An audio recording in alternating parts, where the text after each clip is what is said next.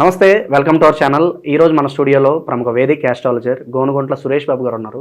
గురుగారితో మాట్లాడేద్దాం. నమస్కారం గురుగారు. మణికంఠ గారు నమస్కారం అండి. శ్రీ విశ్వావసు నామ సంవత్సరంలో వృశ్చిక రాశి వారికి ఈ సంవత్సరం అంతా కూడా ఆర్థికంగా, ఆరోగ్యంగా అన్ని విధాలుగా ఎలా ఉండబోతుంది గురుగారు? సో మనకి ఈ పేరులోనే ఉందండి, విశ్వవసు నామ సంవత్సరం. సో విశ్వం అంతా వసు అంటే సంపద.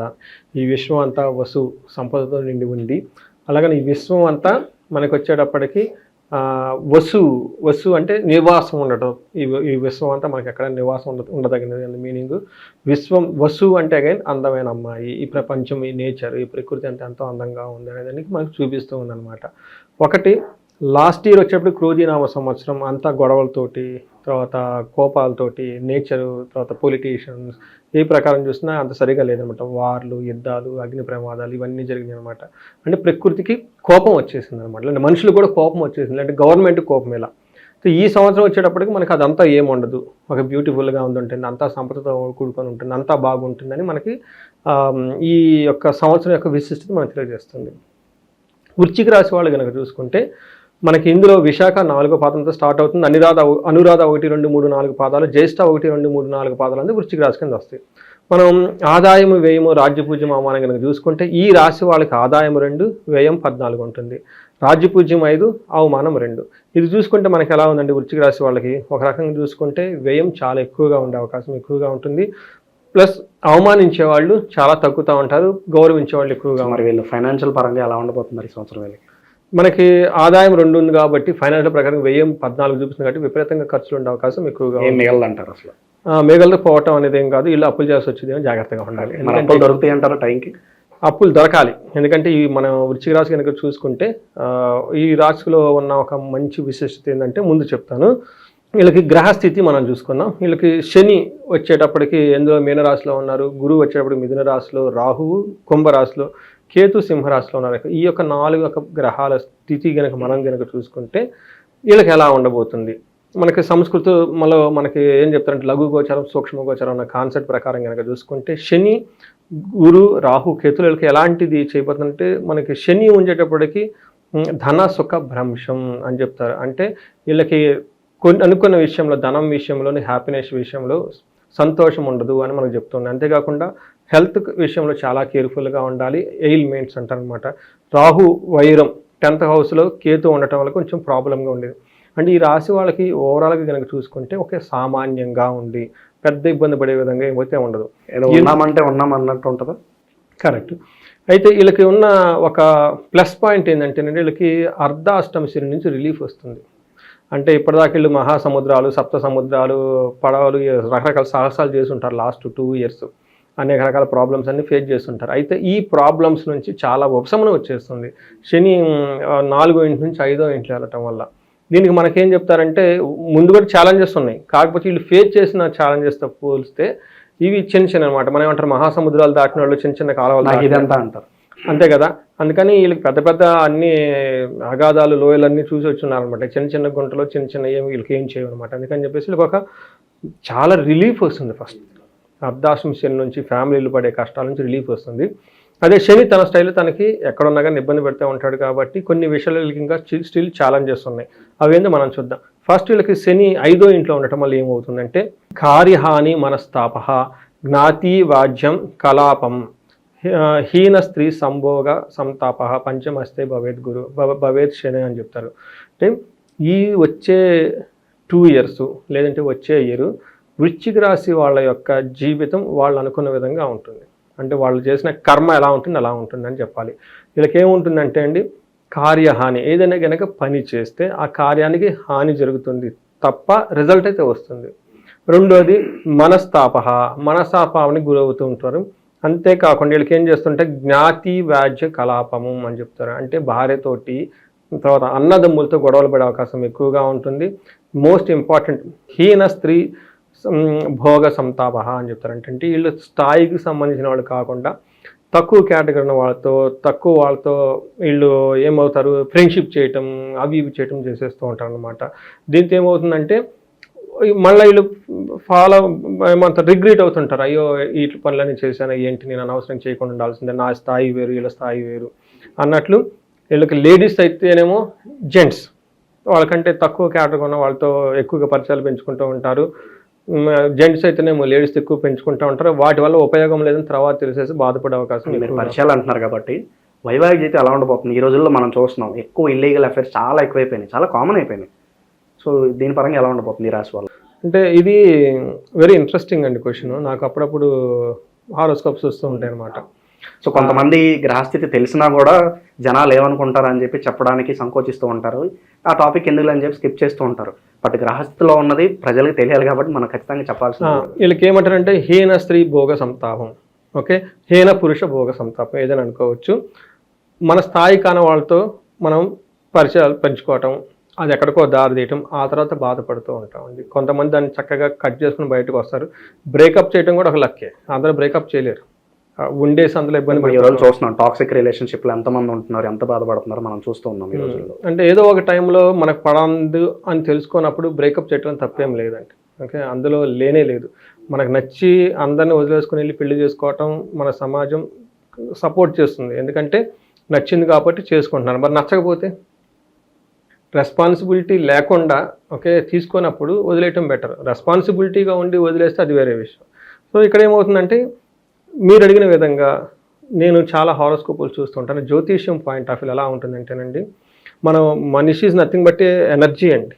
ఓకే, కొన్ని ఎనర్జీ మనకు బాగా సపోర్ట్ యాక్టివ్గా ఉంటాం కొన్ని విషయాలు. మీరు గతంలో కూడా చెప్పారు, ఒక లేడీ వచ్చేసరికి ప్రాబ్లం, తన రిలేషన్లో ప్రాబ్లం ఉన్నాయి, భర్త వేరే వాళ్ళతో తిరుగుతున్నాడు, అయినా కూడా నాకు ఆయనే కావాలని చెప్పి పట్టుబట్టిందని చెప్పి మీరు గతంలో కూడా డిస్కస్ చేశారు. సో ఇలాంటివి ఎక్కువైపోతున్నాయి ఈ మధ్య. అవునండి, వెరీ ఇంట్రెస్టింగ్. ఏంటంటే కొంతమంది లేడీస్ కూడా మా ఆవిడంటే నాకు ఇష్టం అండి ఎలా ఉందని చెప్తా ఉంటారు.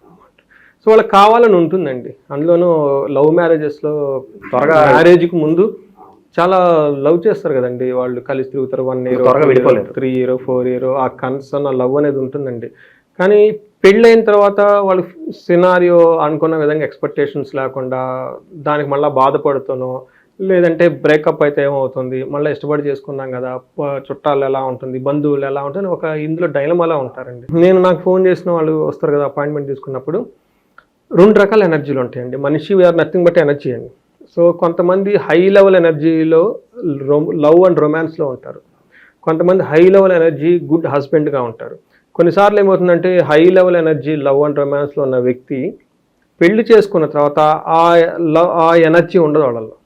ఎందుకంటే is a good in the only romance, not as a good husband.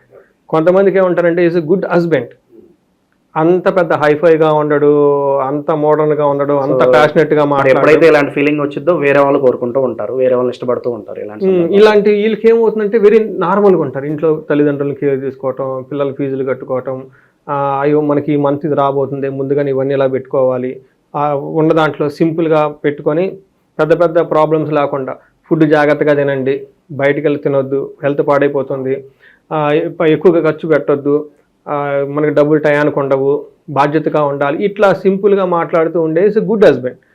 ఈ doesn't know how to go, బయటికి వెళ్ళిపోయి ఇలా అలా తిరగటము, ఫ్లవర్స్ ఇవ్వటము, ప్యాలెస్లు చూపించటము, ఎంత చేత కదనమాట. ఆ ఎనర్జీ వేరు, ఈ ఎనర్జీ వేరు.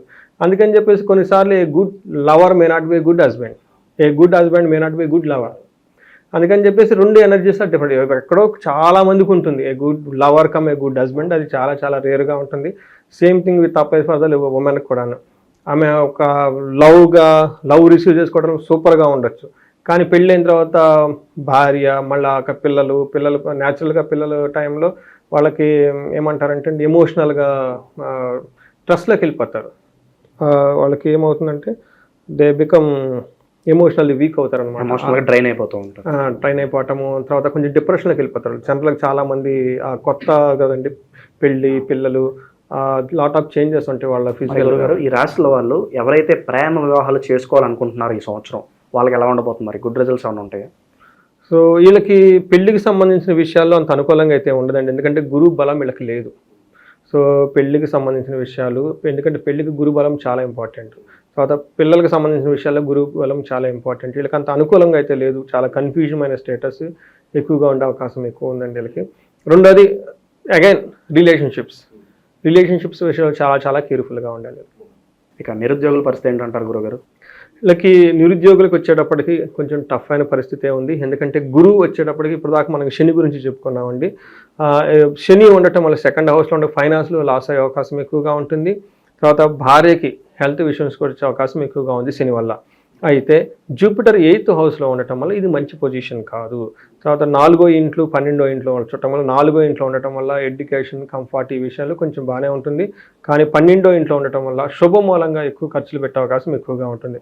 అయితే ఎయిత్ హౌస్లో గురువు ఉండటం వల్ల ఏమవుతుంది అంటే చోరాగ్ని నృప భీతిచ్చ గాత్ర గాంభీర్య నాశనం నిష్ఠూరం సాహసం క్రోధమస్తే భవేద్ గురువు అని చెప్తాం. అష్టమతే భవేద్ గురువు 8వ ఇంట్లో కనుక గురువు ఉంటే ఏమవుతుందంటే చోరాగ్ని నృప భీతి అంటే దొంగలు పడే అవకాశం ఎక్కువగా ఉంటుంది. అగ్ని ప్రమాదాలు జరిగే అవకాశం ఎక్కువగా ఉంటుంది.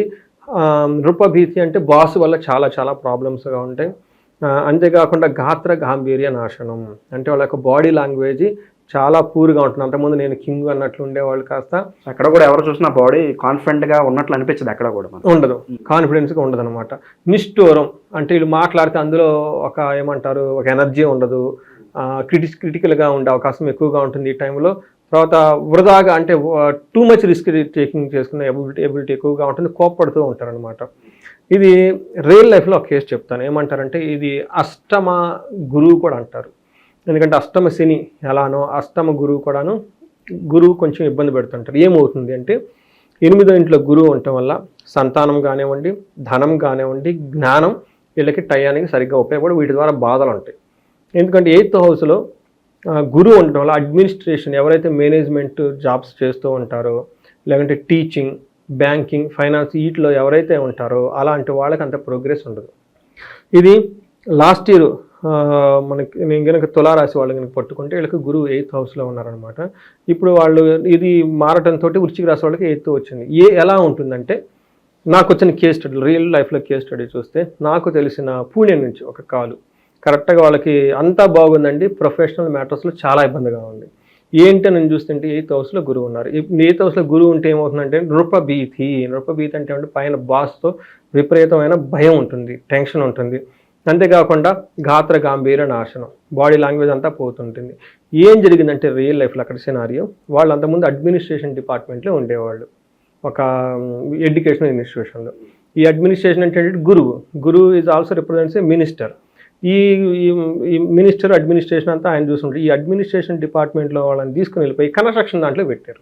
అది ఎడ్యుకేషన్ ఇన్స్టిట్యూషన్కి ఈ కన్స్ట్రక్షన్కి ఎక్కడైనా ఉందంటే ఏంటంటే వీళ్ళు ఇంకొక బ్రాంచ్ అక్కడ కడుతున్నారంట. దానికి సంబంధించిన కన్స్ట్రక్షన్స్ వర్క్ అంతా వీళ్ళని ఓవర్ వ్యూ చూడమని చెప్పేసి వీళ్ళని అక్కడ పోస్ట్ చేశారు.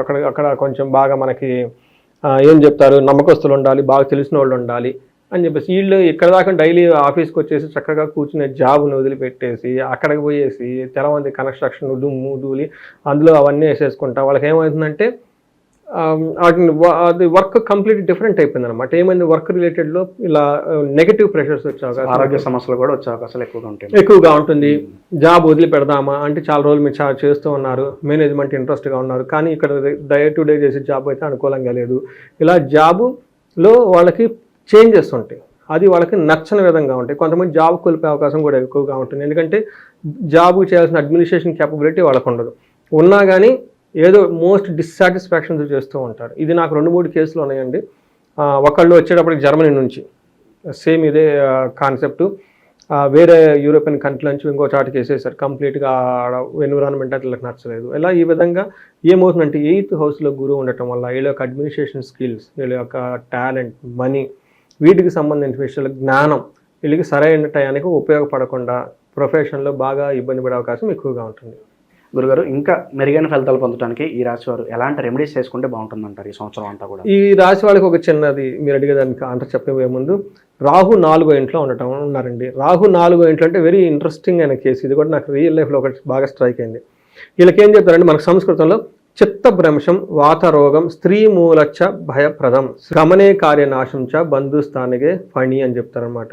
అంటే 4వ ఇంట్లో కనుక రాహు ఉంటే ఏమవుతుందంటే స్త్రీల వలన భయం, అంటే స్త్రీలు 6 పురుషుల వల్ల భయం కలుగుతుంది. రెండోది ప్రయాణాలు కనుక చేస్తే విఘ్నాలు కలుగుతాయి, విచారం కలుగుతుంది. ఇందులో ఇంకొక మోస్ట్ ఇంపార్టెంట్ థింగ్ అంటే చిత్తభ్రంశం అంటే మైండ్ ఉన్నది లేనట్టుగా లేదంటే ఉన్నది లేనట్టు లేనిది ఉన్నట్టుగా వాళ్ళకి ఇల్యూషన్స్ వచ్చే అవకాశం ఎక్కువగా ఉంటుంది. దీనికి మనకి వెరీ వెరీ రియల్ లైఫ్లో ఎలా ఉంటుందంటే చిత్తభ్రంశం అది 4వ ఇల్లు అంటే 4th హౌస్ అంటే ఇంటికి సంబంధించిన విషయాల్లో ఎలా ఉంటుందంటే బ్యూటిఫుల్ ఇల్లు కట్టుకుంటారు. బ్యూటిఫుల్ ఇల్లు కట్టుకొని అంతా బాగుంది సూపర్, పెయింట్లు వేసుకొని వెళ్ళిపోతారు. వీళ్ళు వచ్చేసి పెయింట్ సరిగ్గా మంచి పెయింట్ వేయలేదే అని కూర్చొని బాధపడుతూ ఉంటారు. ఇల్లు చాలా బాగుంది, పెయింట్ బాగలేదని ఏడుస్తూ ఉంటారు. ఎండ్ ప్రోడక్ట్కి వచ్చేసరికి సాటిస్ఫైగా ఉంటారు, సాటిస్ఫాక్షన్ ఉంటారు. లేదంటే ఇంటికి సంబంధించిన ఒక కప్బోర్డు, లేదంటే ఒక డబల్ కార్డ్ బెడ్, లేదంటే ఒక లగ్జరీ ఐటమ్ ఒకటి కొంటారు. కారు కొన్న తర్వాత ఇందులో ఈ కార్ నెంబర్ బాగలేదే, లేదంటే సంథింగ్ ఇందులో కాలర్ బాగలేదు, దాని గురించి తెగ బాధపడుతూ ఉంటారు అనమాట. చిత్తభ్రంశం అంటారు. యాక్చువల్గా అంతా బాగుంటుంది కానీ వీళ్ళు బాగలేదని తెగ ఫీల్ అయిపోతూ ఉంటారు అనమాట. అంతా చేసిన తర్వాత వీళ్ళకి ఇట్లాంటి చిన్న హాలోజేషన్స్ వచ్చేసి వాళ్ళలో వాళ్ళు ఏమంటారు కన్ఫ్యూజన్లో ఉండేసి దాన్ని ఎంజాయ్ చేయరు అనమాట. బ్యూటిఫుల్గా ఆ యొక్క ప్లేజర్స్ని, ఆ యొక్క సంతోషాన్ని వీళ్ళు ఎక్కువ ఎంజాయ్ చేయరు అనమాట. ఈ విధంగా మనకి వృశ్చిక రాశి వాళ్ళకు ఉంది. మీరు ఇందాక క్వశ్చన్ అడిగారు రెమెడీస్ వీళ్ళకి చూసుకుంటేనండి 4వ ఇంట్లో వీళ్ళకి ఎక్కువ గ్రహాలు మనకి కేతు కానివ్వండి, రాహు కానీ, గురువు కానీ గ్రహస్థితి అనుకూలంగా లేదు.